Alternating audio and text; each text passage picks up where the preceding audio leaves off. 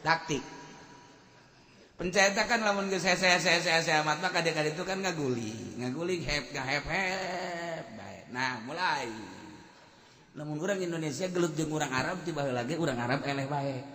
Lantaran lengkahna gede haju urang Indonesia mah kapapalangkakan haju disekel plerna. Eta tiba heula kos kitu bae tah. Urang Arab mah janggo. Mencekel plerna. Oh, pajar kalapa kunya.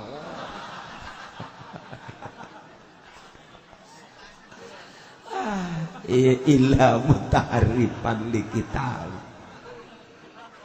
Jadi ieu banget sakadar taktik dong ngincat. Oh masalah. Lantaran dina gelut urang adu kekuatan pencage kos kitu. Maju. Ieu perang sarua. Au mutahayyizan atawa bergabung ke golongan anu loba muslimin. Jana minta perlindungan, lumpat lain salumpat-lumpat tapi minta perlindungan untuk kembali nyerang. Ya perang mah ya kitu kajian kukumaha ge. Nu jelas urusan mundur sakadar taktik masalah, nyincet sakadar taktik masalah. Tetapi lamun mundur beneran ulah ngan lamun mundur dalam rangka taktik untuk mengadakan penyerangan balik masalah. Geus ieu teh taktik perang kos ieu ketika urang perang terjepit urang wayahna urang mundur nyieun kekuatan deui kemudian urang serang balik. Urang lamun nyaritakeun perperangan teu jauh tina percaturan catur teh ya diikhtilafkeun dina ilmu fikih cek sakaol menang cek sakaol henteu. Nu meunang ketika hendak nyaritakeun strategi perang para polisi, para abri main catur di dinyala aya taktik-taktik perang. Nah melalui catur-catur iyalah dipraktekeun jang dipraktekeun di medan laga masalah. Tapi lamun A'udzu billahi minasy syaithanir rajim.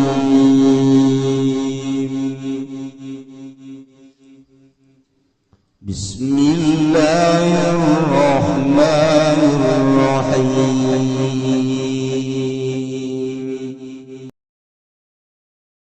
Nya kumaha hukumna jalma nu nikah teu make ngaran sorangan. Misalna tadina ngaranna Sari tapi pas akad nikah ngaranna diganti jadi Suri. Seetik nama bedana tuh. Atau jadi Susi. Alasanana nu mantak diganti ngaran supaya bagus milikna atau supaya langgeng rumah tanggana dukun kajian bukuan. Yang sajaban eta kumaha hukum secara agama. Teu naon ganti ngaran mah. Urang diganti ngaran dek nikah, teu naon teu deuk nikah ge diganti atun teu naon, masalah jasa. Bisi kanyawan kuno kolot nikah deui nu kadua ganti ngaran. Nah masalah aja jelema nyana-nyana keme, mun ganti jelemana ulah. Tapi kudu dikanyahokeun sebab ngaran eta berarti menurut Islam.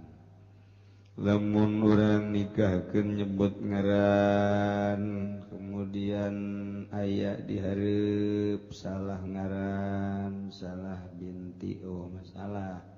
Sebab nu deuk ditikahkeunana aya ngajogrog di hareup eta rek saha bae ngaranna si eta anu make kembang culang. Eta jadi salah ge masalah janyanana aya di dinya. Tapi lamun jelemana gaib salah ngaran, salah binti atau salah binti bermasalah. Hendak dihadirkeun nikah teh aya mangfaatna menurut Imam Syafi'i. Namun dijogrogkeun di hareup salah binti, salah ngaran, masalah ja emang nyana jelemana. Tapi lamun dieuweuhkeun di forum haju salah ngaran bermasalah. Kudu diulangi deui pertikahanana lantaran salah ngaran atau salah binti. Gitulah. Jadi kudu dibejaan lah ya sangarana Susi. Ya kamari mah ngaranna Suri pan jadi Susi. Lah gandeng kiai diganti. Abeh naon? Abeh sugih nu jelas mah. Prak bareng urang Jawa teh urang Jawa. Nikah dihitung nu ieu sangarana tadina mah Suminem. Diganti jadi Surati. Nu ieu sangarana ieu lalakina ngaranna tadina ieu mah Surono. Jadi kunaon tuh jadi Surini.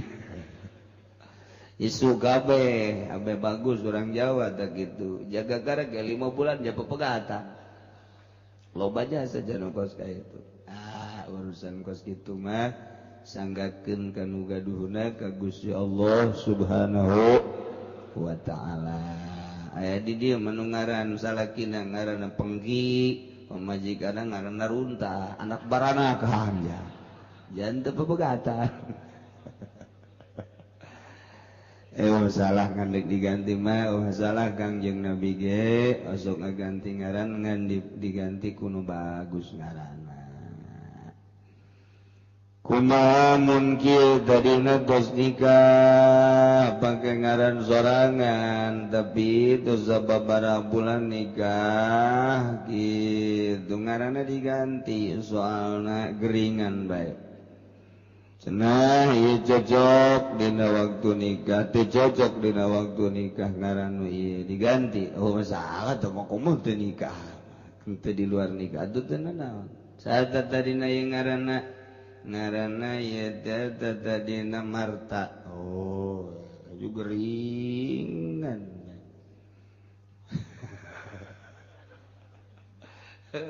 Ganti geringan bae teh ka dukun. Cek dukun ganti ngaranna abeh sehat bae.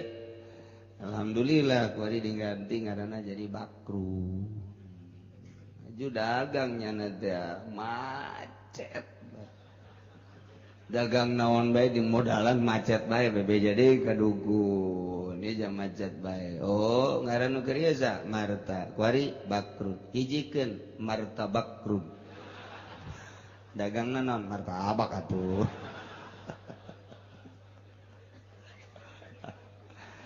Bener bae jadi sugih eta. Masya Allah luar biasa. Gara-gara dagang martabak jadi unggal pengkolan boga martabak nyana teh. Atuh loba anak loba martabak mah. Masya Allah. Padali jeung haji awal nazim kuring teh ngimpi di akhir bulan Rawah ngimpi ke Mekah bebejalah ka adik-adik kula jaka haji ngimpi ke Mekah ku jelas eta kaluar ti Jabis ka Haram geus bae langsung Ramadan Menang sabaraha poe Ramadan duka 5 duka genep jol bae aya Haji Sufari jeung kitu putra Kiai Bukhari di Pandeglang hayang buka bersama. Atuh buka bersama bae jak kula mungul bae buka bersama bae jeung santri aya 300 meleuwi meureun. Jangan santri di luar kula jero. Atuh bersama bae sarua bae. Kula mah jeung pamajikan jeung anak bersama dina waktuna bareng sih beres buka janji nyana nyarita jadi kiai cenah kula ngaberangkatkeun kiai dijawab teu ngajawab seutiga-tiga ngomong deui datang ka 3 kali teu dieu heueuhan teu dihenteuan cicing bae kula mah geus beres menang 2 poe titah moto keur ngaji ge di dieu jeung budakna foto sapira moto atuh balik deui ka majelis geus bae menang 3 poe di dinya urang nyeun paspor nya ji beneran teh ieu beneran nyeun paspor ti dinya wang kabar berita jadi tante si ka Mekah. Masalah guys kula mah padahal mimitina loba nu nek ngaberangkatkeun teh di Tangerang bae ge aya 2 Jakarta aya ieu mah ku sebab diawali ku ngimpi besi isyarah ti Gusti mandak cicing bae ge kumaha bae buktina lantaran ngazam ka Mekah teh 5 tahun sakali ge ti almarhum keur ngadoa Baitullah tahun 90 ngadoana jeung ulah unggal tahun pan sia mah magahan ngaji geus 5 tahun sakali bae tuh ngadoa 5 tahun sakali minta ka Gusti alhamdulillah diijabah bae ku Gusti geus azam teh tahun 2012 ngan meunangna tahun 2013 lantaran loba nu milu kumaha bisa tahun 2012 loba nu milu di dieu ahli-ahli jamaah nu nyaho daftar bareng Haji Pendi, Haji Firdaus, Haji Haitami nu sok dieu bae Haji Pamuji nu sok babarengan jeung kula marilu deui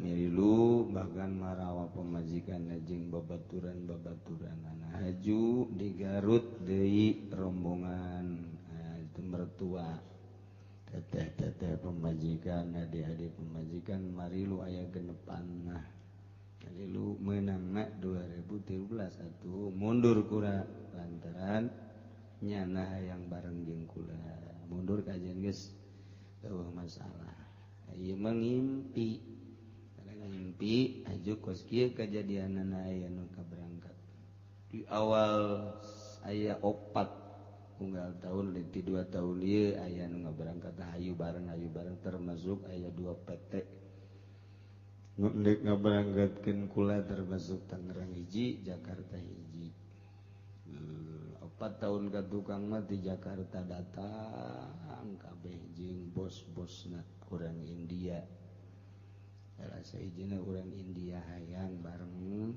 diberangkat teu lah teu bae pokona ieu mah kulantaran awal ngimpi besi isyarah ti Gusti ngajawab teu jeung teu tapi terus we moto mah hayu bae nyeun paspor mah hayu bae datang ka Sawal batur berangkat kula mah can meunang kabar bae itu berangkat bae alhamdulillah henteu bae masalah dina hate teh kumaha Gusti bae berangkat bae atuh hayu teu berangkat bae atuh masalah kitu bae di jero hate kumaha Gusti bae tapi Sabtu kamari 2 Sabtu berturut-turut manasik manasik mah kudu berangkat ja manasik Sabtu kedua dibere tas tapi jangan dibere surat paspor ke naon teu suntik henteu ditawaran dek suntik moal lah moal disuntik coba ke Mekah teh disuntik bisa teh henteu teh disuntik geus beres batur geus ka marga berangkat kula mah nanyakeun henteu naon denganna bae ngalaporkeun can meunang pisa terus batur berangkat deui kula mah di bejaan deui can meunang betul berangkat deui geus ngaberangkatkeun sabaraha urang bawa kula mah mentak ditaranya ku dulur-dulur boh ti mertua boh ti dieu boh ti rekan-rekan atuh aing can aya kumaha engke bae tapi kamari keputusan alhamdulillah geus aya 70% meureun insyaallah poe Minggu hareup berangkat jadi poe Minggu hareup insyaallah kula berangkat kemudian masih ngaji kene tapi bab berangkat dan can jelas hiji can dibere surat ieu mun ke bandara mana suratna eueuh atuh deuk ka mana balik deui atuh balik deui kan kula geus dibebeja betik wari besi ke bandara jeung balik deui ulah diseungseurikeun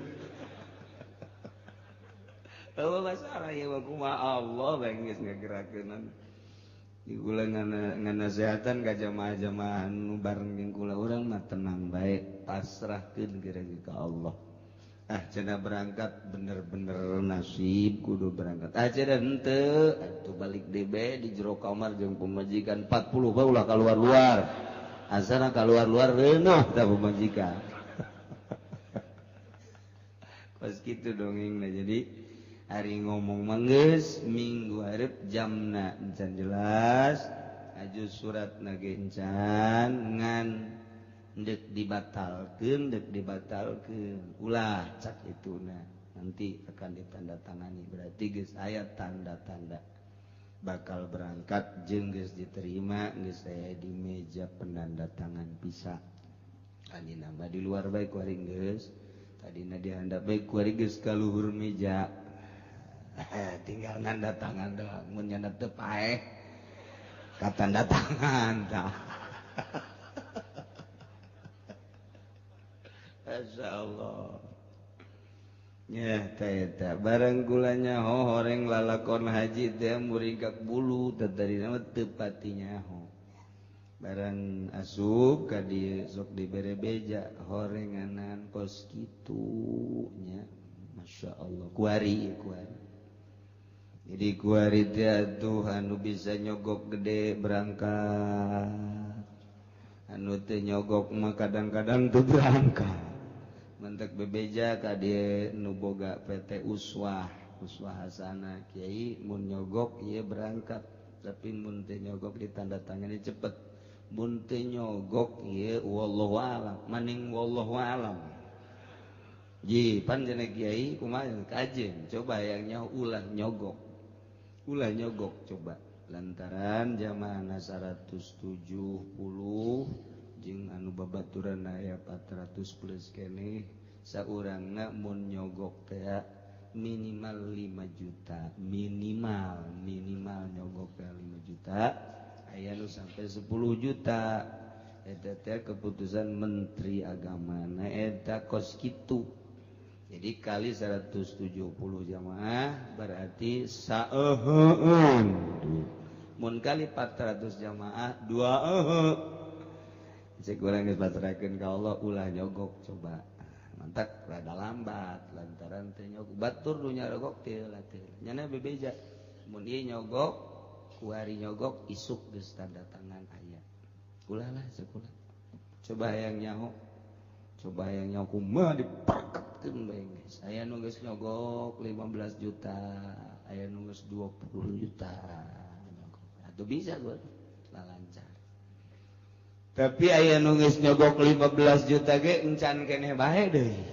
encan keneh menta tambah deui jadi adu tawar ku ari mata sogok menyogok teh alhamdulillahirabbil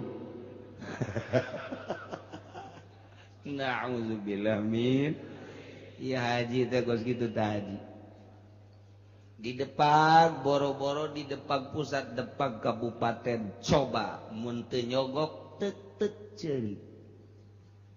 ceuli ngadenge ti calon dirjen haji teh besan abah urang Jogja rencanana tahun ieu tasajian ieu bakal diangkat jadi dirjen haji nu kuduna mah ayeuna ngan encan ditandatangani ku menteri nu mantak henteu ditandatangani cak menteri minta 500 juta embung dulur kula nu di Jogja turun 300 juta tetep kekeh embung bae saya mah kalau pakai nyogok enggak kalau enggak nyogok silahkan kulantaran teu nyogok nu aturan tahun ieu jadi dirjen haji ieu tahun ieu pisan ieu nu surveinya ge nyana ka ditu nu utar atur di Mekah di Madinah ge nyana segala rupa lantaran teu nyogok datang ka kuari can ditandatangani sebagai dirjen haji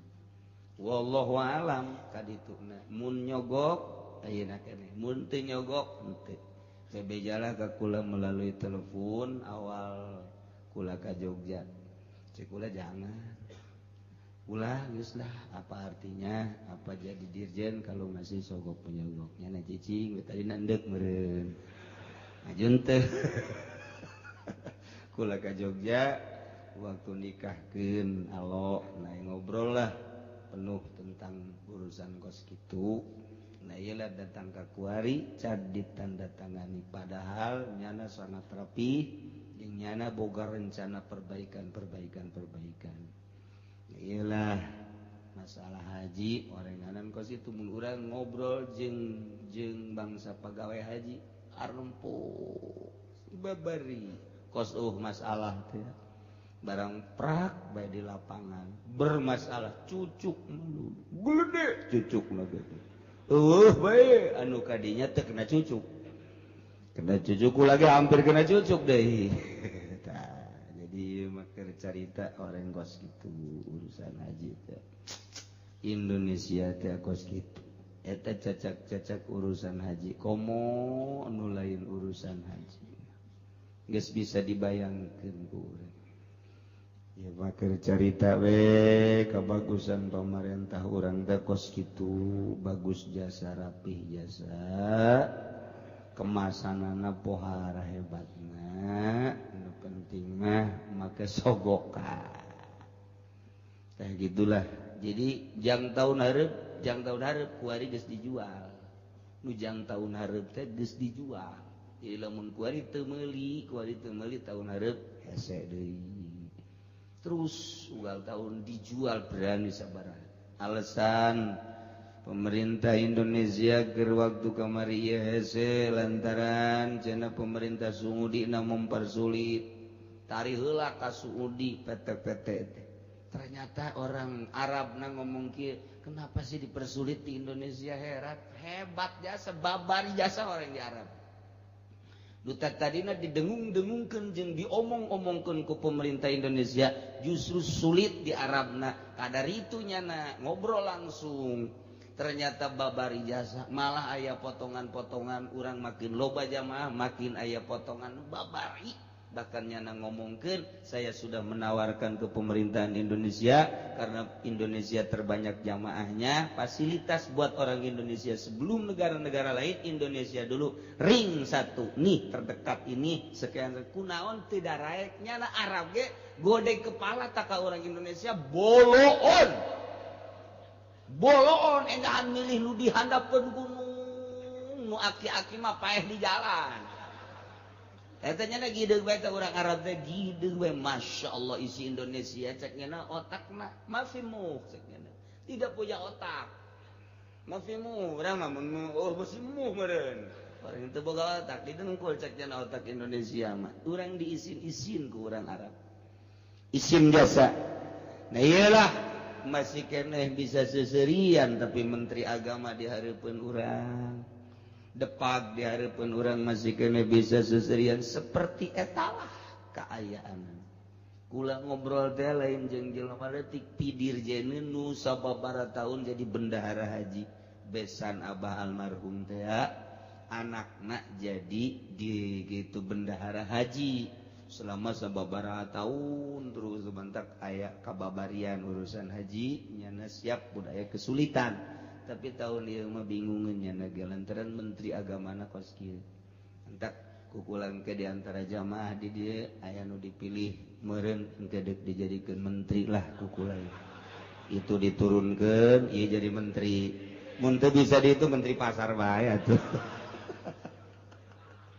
sakjana babari meureunna nyogok deh can pugu we leutik mah aduh Gusti Allah ya Indonesia eta manggis kitu bae jadi Allah nang Allah kabeh hakikatna keur nembongkeun kabokbrokan pemerintah Indonesia kos kitu bokbrok jasa jadi urang ayeuna ulah kabawa bokbrok atuh lo kudu loba sabar kudu loba temah di saat-saat bokbrok urang kudu nemah jeung kudu sabar hilaku ummati fi yadi gulaimatin rusakna umat kaula aya di leungeun budak ngora sufaha anu barodo bongan nagara ieu dipasrahkeun ke budak ngora anu barodo kos kitu buktina cak Kangjeng Nabi lain cak kula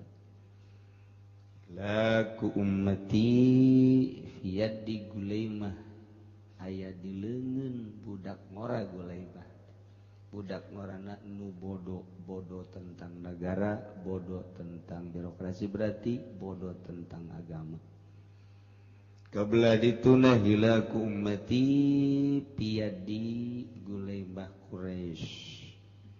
Aya deui kabelah dituna hilaku ummati piadi imra'atin. Rusak negara lantaran dipasrahkeun ka awewe. Kos kitu geus pokona mah. Ternyata pan kiaina anu milih. Entek kuduna mah hakikat mah ti Gusti Allah. Urang bisa neuleuh ku mata urang langsung kabokbrokan bangsa Indonesia. Banten teh sabenerna mah kudu dikebalikeun tapi ternyata kos itu sampai saat ieu masih can aya keputusan. Suara terbanyak adalah suara WH tetapi kunaon atuh berita masih simpang siur. Lamun ku urang ditelepon di mana-mana WH tapi sampai saat ieu encan aya keputusan. Mudah-mudahan ieu negara urang dipimpin ku nu ecreug, ku nu bener kadanan sa Indonesia tu sabanten. Nah ieu geus ieu mah ieu sakedeung deui bakal pilkada. Pilkada teh naon kara? Ngomong jeung urang kertos bapak teu paham bae. Pilkada teh padahal naon beureuh. Eta teh ge bakal aya kepala daerah bupati urang pantaun ieu hengse. Ieu mah beusi aya nu endek daftar ti antara jamaah nu hayang jadi bupati siap bebe jaka kulat. Urang nya nagara sorangan. Ai geus kos karari. Nu bakal dipinton geuna anak Pak Ismet nu awewe bejakeun aing mah moal ngadukung salila awewe moal lalaki ge mun ti Golkar mah moal greget jasana kitu pokona mah geus bejakeun ulah wani-wani urang Golkar ka imah geus sakitu pe greget jasa ti jaban baheula kula mah ka partai Golkar teh pancena kiai kitu amat buat teh henteu ku ari mah leuwih jero. Guru aing hancur ku Golkar, kawauh aing hancur ku Golkar, kiai nu ku aing didambakeun hancur ku Golkar. Aing teh nyeri sabenerna mah ku tangkorak sia. Goblok meureunana. Penghancur eta teh. Kurang kumaha di Banten mun dihitungan aya 5 kiai besar hancur ku Golkar teh. Goblok da Golkar teh. Di Garut di ditu aya 2 kiai goblok da Golkar hajur. Bandung aya 3 masuk salah sahiji babaturan kula ajur ku Golkar. Kuari ge ulah disangka henteu ngajurkeun ka Golkar. Entak besi boga tatangga nyana aya di partai Golkar palian. Terus kitu bae pokona. Agama ieu ajur-ajuran ku Golkar mah kadang ku Cilisia. Pra kiai na ka Golkar boloon. Kiai aing moal ngaji deui cenah minggu hareup mah. Sobodo sia aing nita henteu ngaji ka dieu. Teangan ku sia kiai ka ditu nu akur jeung Golkar sia ka ditu. Emang balener kitu kiai Golkar. Curig kabeh tah mah. Kunaon atuh sia sok batah hate teh pareum-pareum teuing masyaallah. Teu kudu dicaritakeun jelema-jelema di urang kiai nu asup ka Golkar ajur-ajuran santri arareueuh pangajian bubar sugih henteu pan nyana. Tinggal udeng-udeng we gede. Eta pan ajur ku Golkar teu karasa. Mentak gregetna ka Golkar mah. Masyaallah mentak ulama embung. Geus kamari geus ngomong ka babaturan. Si itu teh DPR Golkarnya ulah diajak ka main. Tapi nyata nyolonong mah atuh Allah saya nyolonong mah. Mun bisa ulah deh geus mah. Teh hayang wauh jasa jaing. Ieu mah bebeneran sebentar lagan. Woh sia.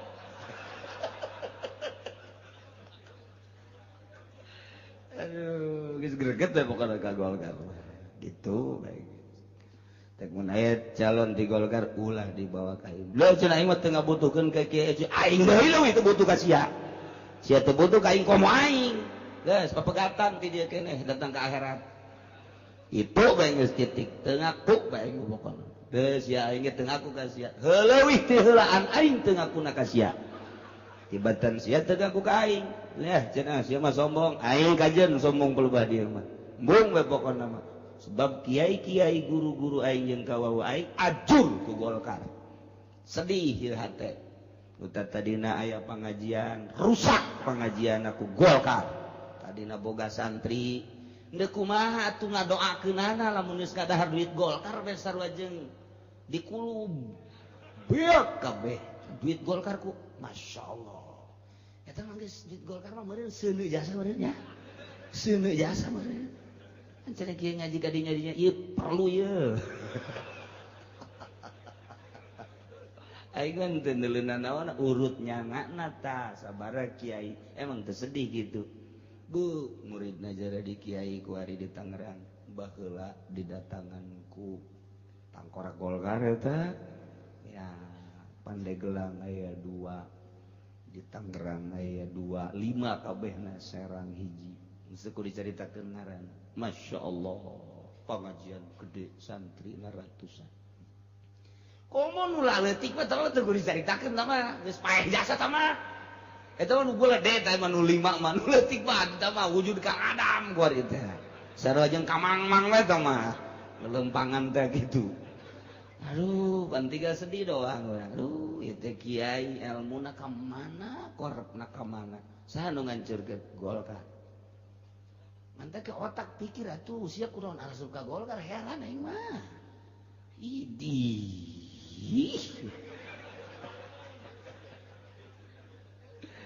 keur carita napak tilas baheula sarua ku ari ge leuwih jahat malah leuwih bener sakali deui besi aya boga tetangga anu suka Golkar ulah diwawan kalian barang sia nalian maka aing bae deui kita ku kiai kalian ge lain jelemana kalian ge kalian pangaruhna ulah milu maksud jahat jasa ieu kuari anu ngancur-ngancurkeun negara urang Golkar coba ge koruptor-koruptor teh anu tadina timbul di Golkar pindah doang ka partai ieu partai jelemana mah atuh Golkar eta keneh pilkada sing hade nu rapi jelemana nu ngosok bake kopiah pilih asana ieu ku ari geus kadanya ieu mah rek kopiah bae mancrit ujianna nu kopiah ulah konde atuh masyaallah jeung ulah di Golkar tersep ngaji naon gara ieu ku ari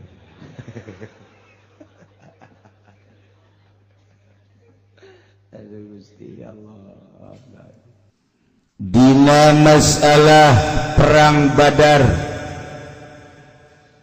anu dibantu ku para malaikat Allah turun ti luhur langit dengan berkuda berjubah sirah dibengket make sorban hejo pedang huthet bahasa anu henteu kaharti ku para sahabat bahasa-bahasa dilenget-lenget teh lain bahasa manusia singgulimpanglah musuh-musuh Allah tercengang para sahabat ningali gerakan-gerakan bala tentara anu tidak terketahui ternyata horenganan sakumaha nu ku Kangjeng dicaritakeun bantuan Allah melalui malaikat terbukti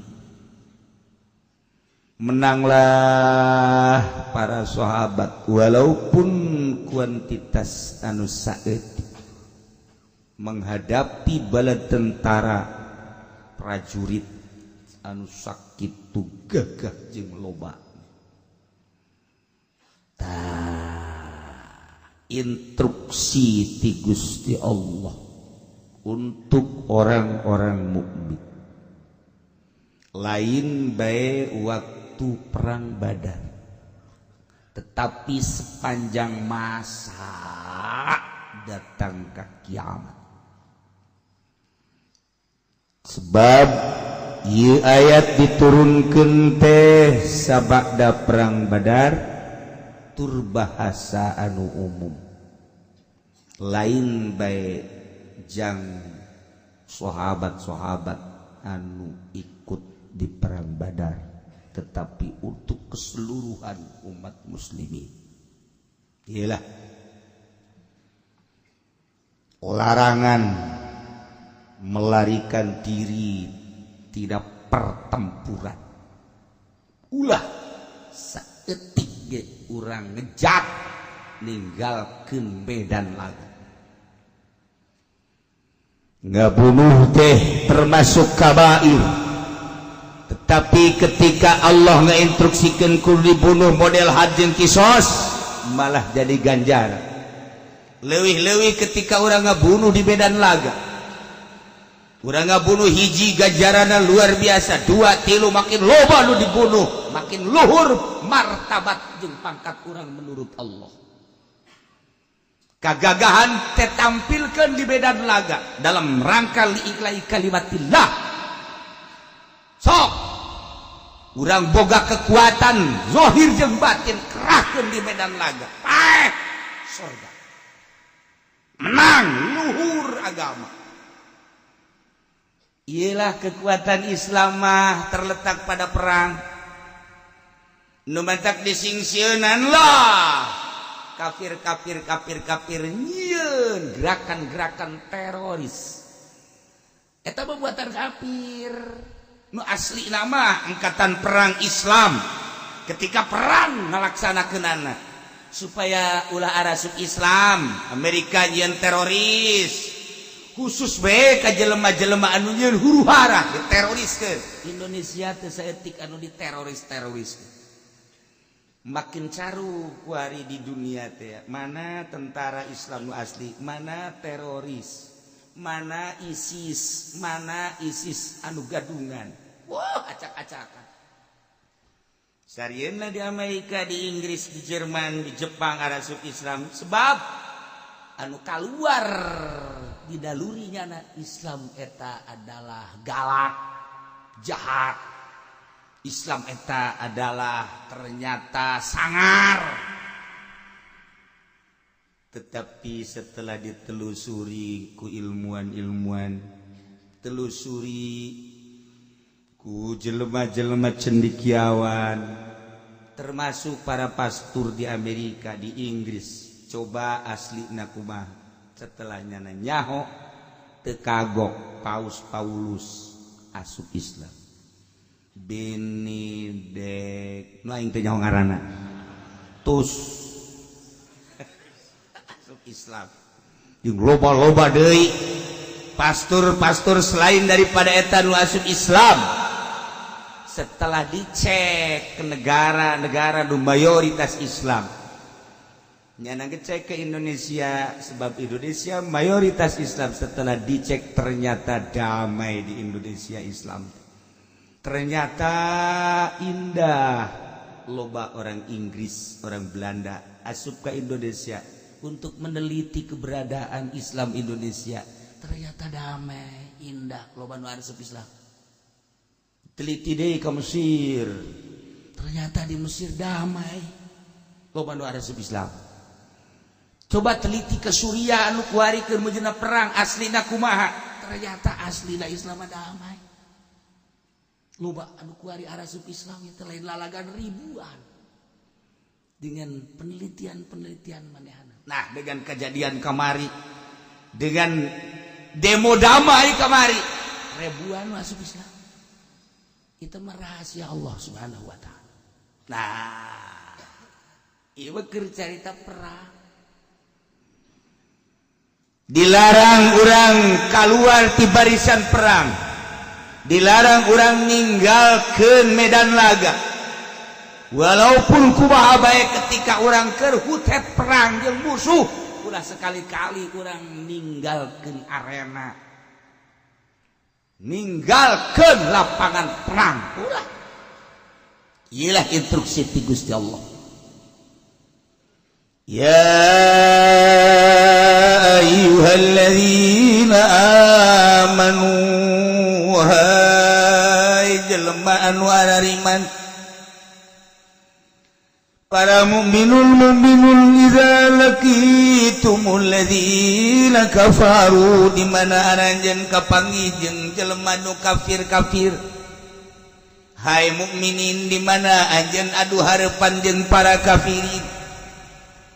Para kafirin teh anu kapanggih ku anjeun teh zahfan halna ngesod. Nu dimaksud menyerang majaz. Kulantaran orang-orang kafir anu loba nyana lempang anu berbarengan sakumaha tentara anu dilatih sakitu lobana lantaran lempang barang percis okos budak anu esod-esodan gancang tapi kulantaran bareng ret kos nu ngesod mentak dina Al-Qur'an dibahasakeunana zahfat maksudna kunaon.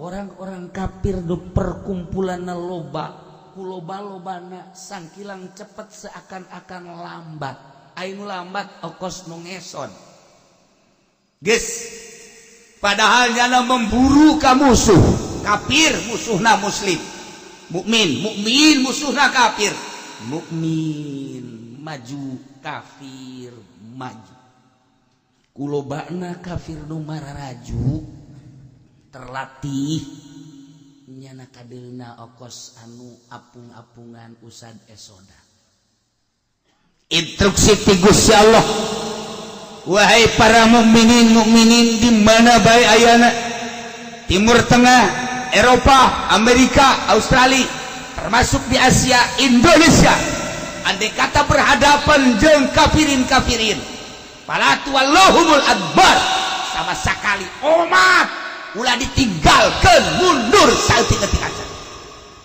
maju eueuh konsepna Islam kudu mundur eueuh teu pernah Islam teu pernah mundur boro-boro agama Islam atuh pabrik memperjuangkan limbah paeh ka dieu geus sabaraha jawara nu paeh memperjuangkan limbah teu nyaho itu bau nya nama tuh eta ona masih keneh deres ieu mah awewe memperjuangkeun nu bau masih keneh siap golok hutet urang Indonesia mah geus kos kitu bae tantang mundur teh lain lalagaan tantang mun komo agama asal ku kiai na disetelkeun berangkat geus teu nyaho itu bau nya ditanya bae ge golok di asa deuk ka mana sih aing mah teu berangkat bae ku kiai maksudna naon nyaho ieu teh nyaho itu jawaban berangkat baik.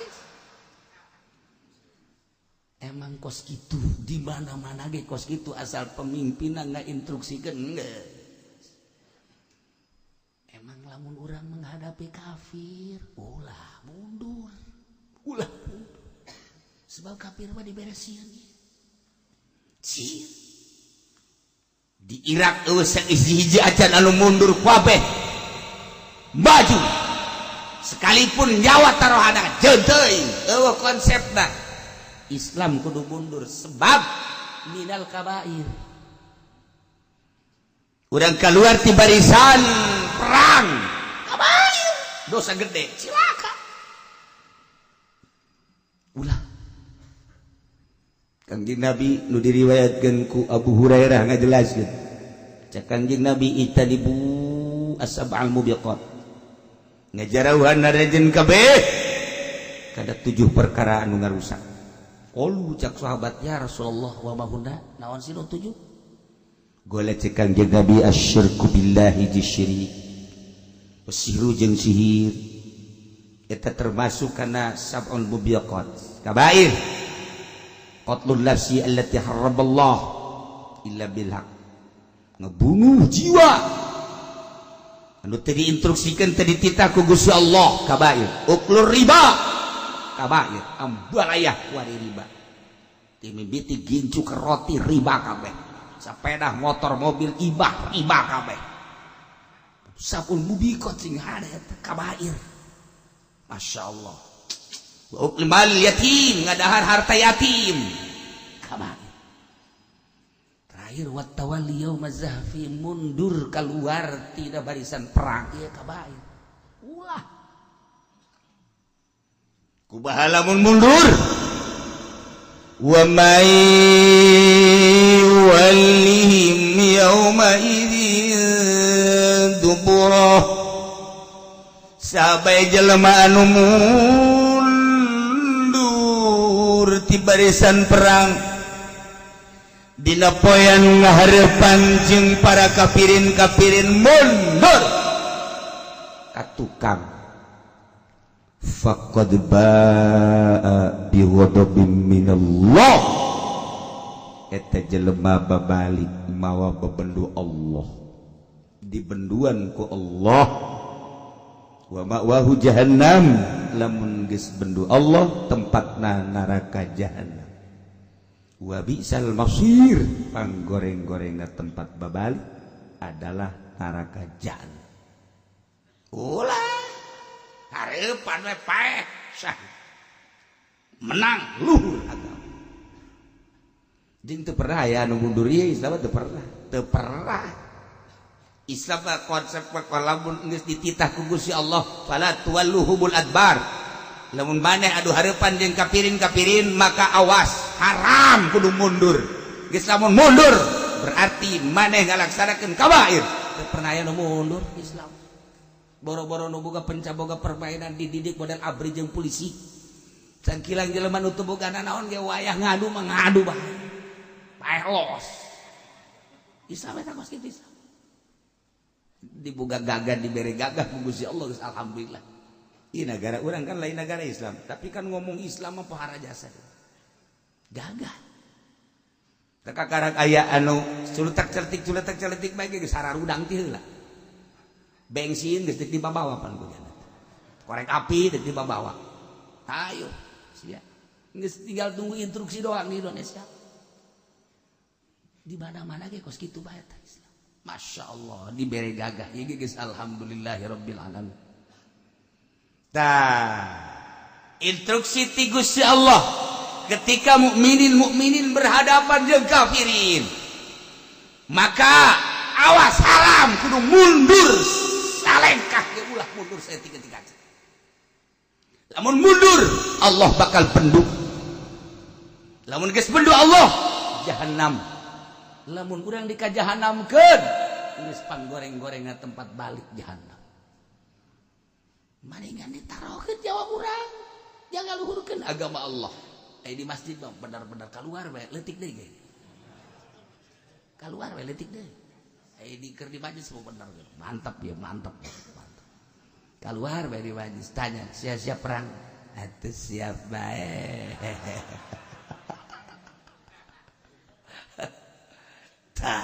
iya di urang ge lamun diajakan perang kudu lain jiwa perang atuh moal kaangkat anu ngajak perang teh kudu berjiwa perang lamun kabari urang diajakan anak wajib pendi tita demo moal hiji-hiji acan nu milu tapi kulantaran Habib Rizik anu ngajakna atuh mari ilu kabeh jelema diajak perekonomi ku Abu Rijal pasti mari ilu tapi diajak perekonomi ku wajib pendi pugunya lagi hutang melulu ada ke atuh kumaha nu ngajakna jelema mah kajen ku kumaha ge.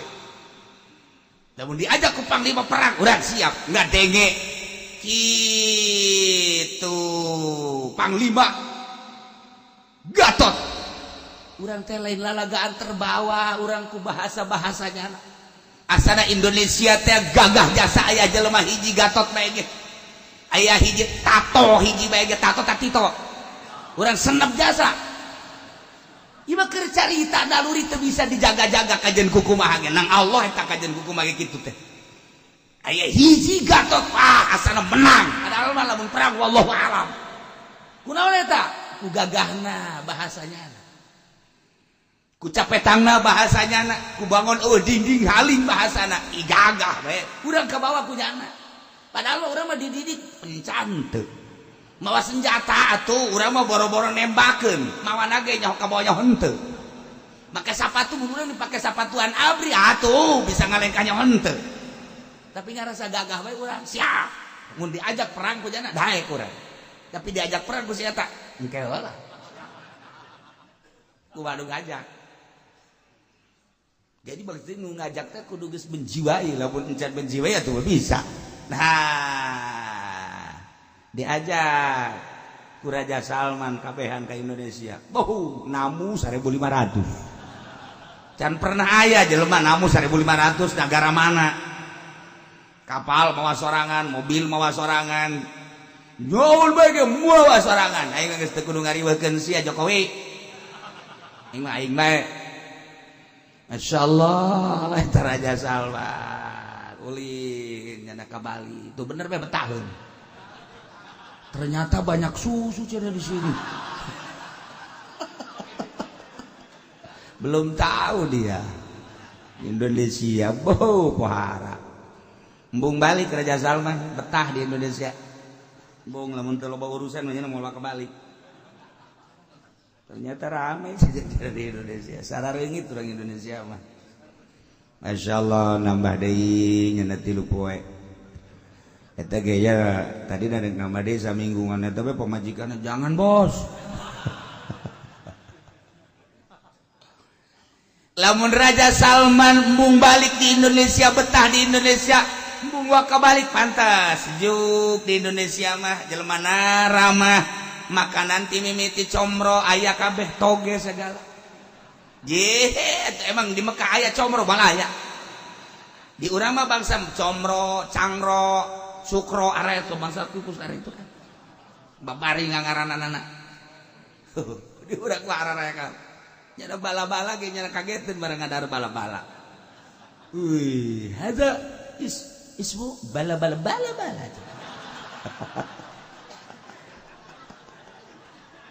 lu aneh deh di bare empleng aduh beda jeung empleng India caknya nah di Mekah ge loba empleng India udah segede nyiru jadi urang apa empleng segede kieu leutik punyana di sambual-sambualkeun bae Indonesia bempahara jasa Mang Ipinang pajar korma lain bos masalah jana atuh datang dikeremus bae pinang sama bos aduh pajar korma aju aku nyana ya Allah ya Rabbi Raja Salman teu aneh lamun Raja Salman ka Indonesia haju betaheun pantes sebab naon deuk kumaha teu betahna tuh di Indonesia mah kaya raya sejuk dan lain sebagainya nu aneh nini nu ka Mekah embung balik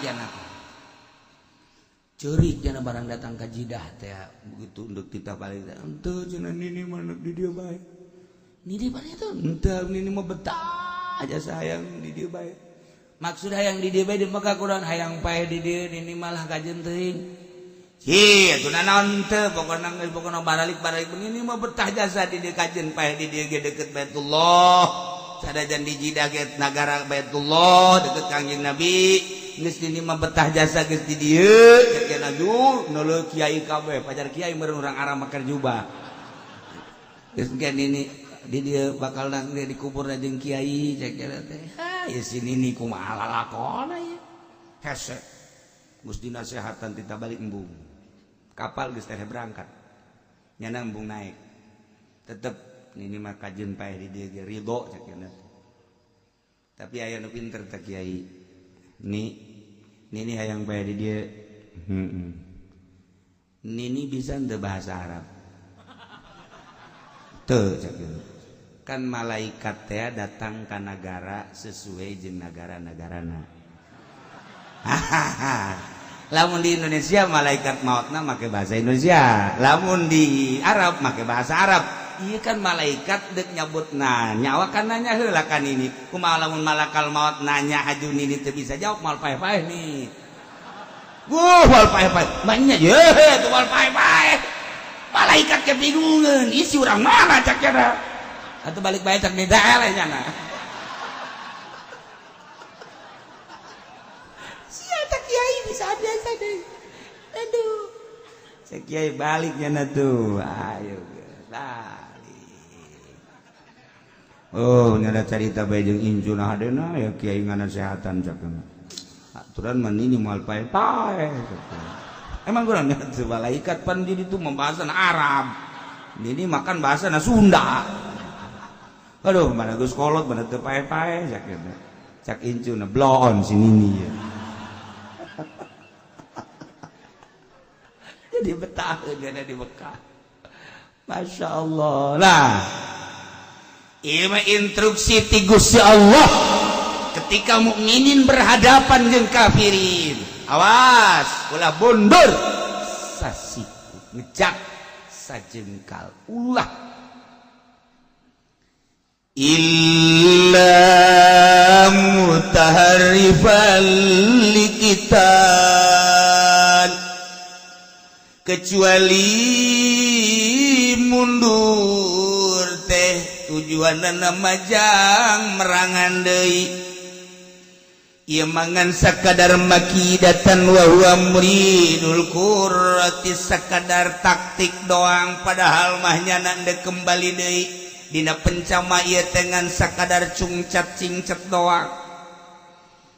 Lamun dijotos teh kapan urang teh bisa nahan maka double cover atawa ditahan ku urang, endek dikaluarkeun endek dikajerokeun atawa endek bobodoan siga anu eleh padahal mah urang endek ngarekeb plerna. Taktik pencetakan lamun geus saya amat mah kadek-kadek itu kan ngaguling hep bae. Nah mulai lamun urang Indonesia gelut jeung urang Arab tiba lagi urang Arab eleh bae lantaran lengkahna gede haju urang Indonesia mah kapapalangkakan haju disekel plerna eta tiba heula kos kitu bae tah. Urang Arab mah janggo cekel plerna pajar kalapa kunya.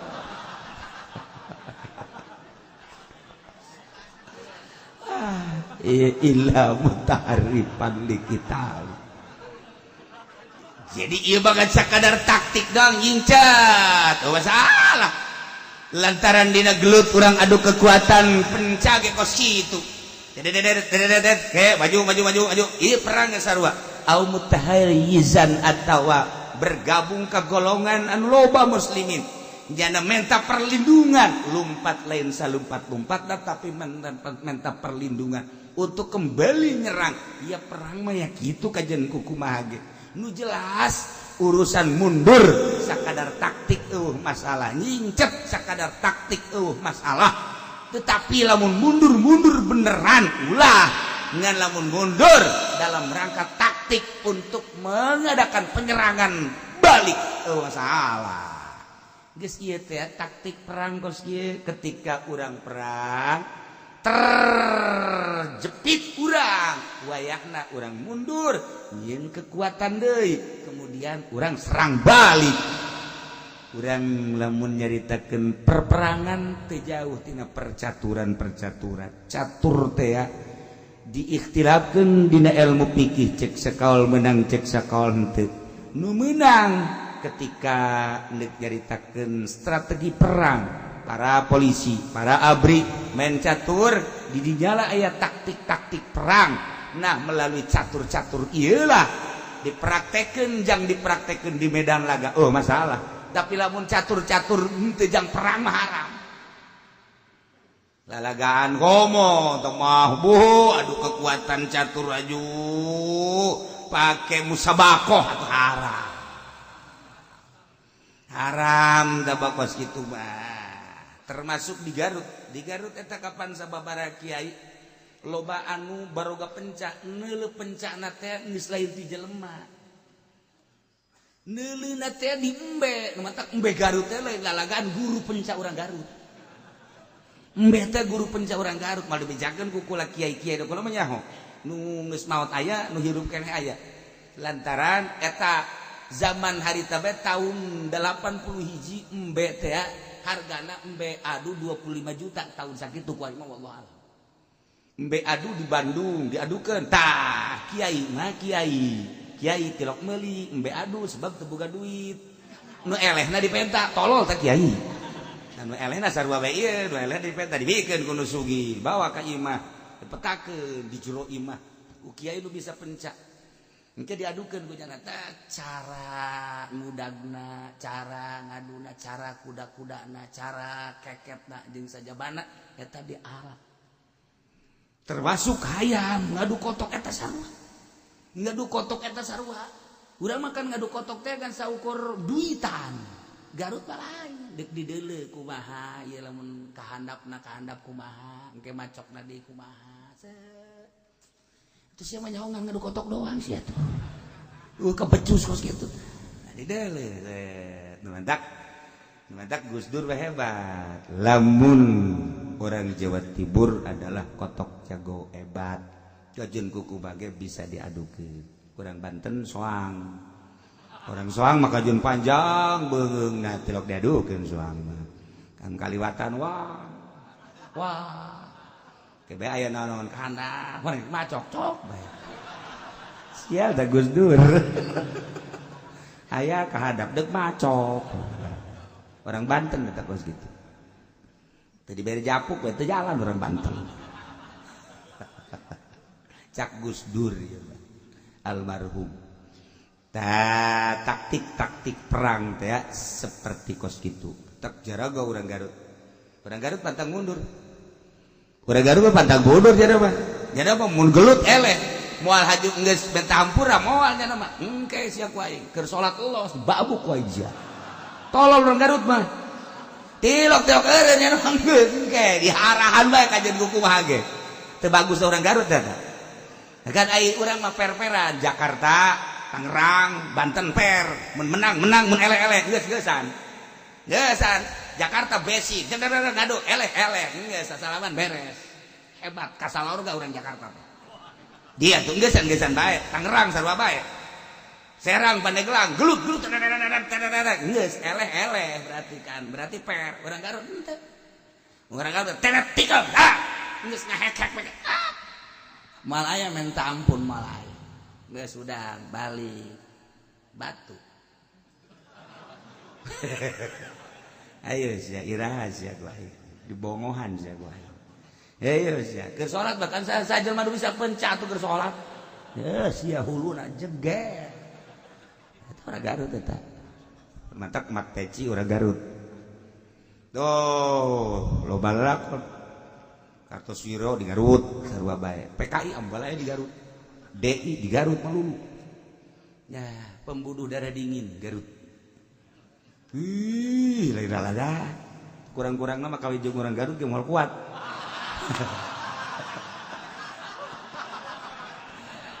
Kurang berapa? Kudu gagah. Garut. Sia yang serikeun aing bagong.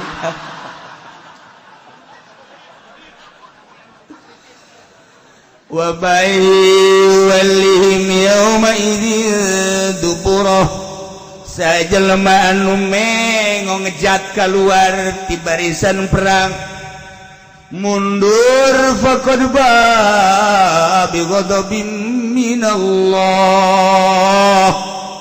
nyana berarti balik bawa bebendon Allah anu bakal ka neraka jahannam illa mutaharrifan liqital kecuali nyana nyingcet mengo untuk merangan kembali au mutahizan atawa untuk bergabung jeung golongan anu kuat untuk minta perlindungan bakal nyerang deui masalah tamakos kitu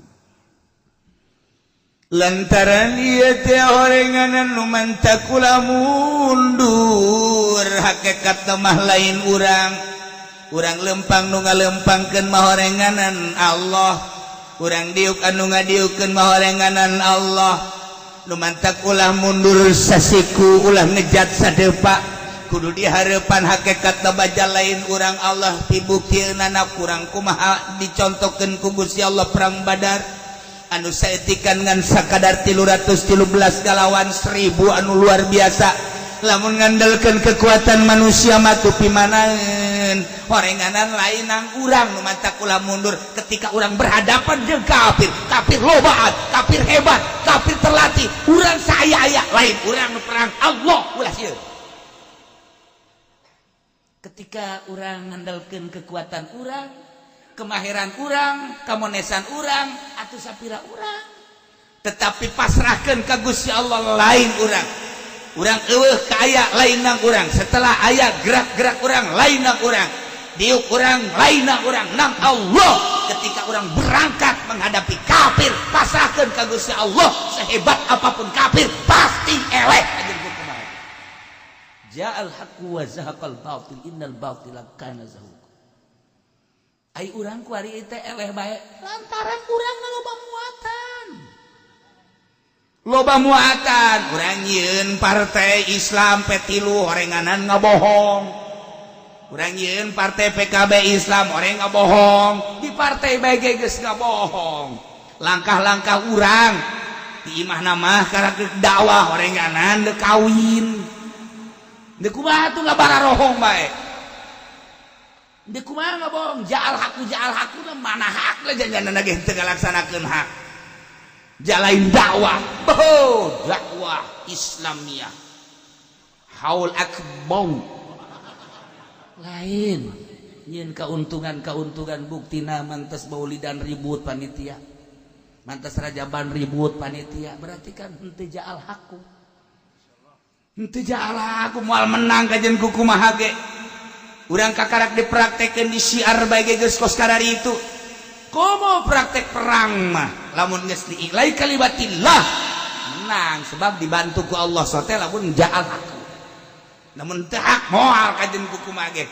Nah di zaman kamari ieu geus ulah zaman Kangjeng, zaman sahabat, zaman tabiin mah zaman para wali songo kamari ieu menang jaal hakku hakna ditegakkeun ku mana tanpa aya implik-implik jeung tanpa aya muatan-muatan ku ari lamun urang muatan-muatan agama di Indonesia lain lalagaan yang anu bisa ngaji cendekiawan, lain lalagaan loba jasa, nu tasawuf loba jasa, nu torekat loba jasa, ngandelkeun bahasa-bahasa torekat jeung tasawuf luar biasa. Jawa Timur, Jawa Tengah, Jawa Barat, Banten ngadenge torekat loba. Masa sih torekat haju ka dituna menta proposal? Torekat mah anti proposal. Masa sih ahli torekat haju hayang diondang ku presiden? Torekat mah anti berdampingan jeung presiden. Masa sih ahli torekat ngadaharan ceuhil ti pamarentah? Anti ahli torekat mah ngadahar duit ti pamarentah. Geus gurat batu haram. Jang beuteung ahli torekat kudu didahar, kudu ngadahar, diwadahan, di beuteung ahli torekat. Wati itu orang iya torekat betas bae gocrek we. Teu dibere duit bae ku bupati marah kudu nama mun teu dibere alhamdulillah salamet aing. Teu dibere duit bae ku polisi alhamdulillah kudu belu kudu nama alhamdulillah salamet aing.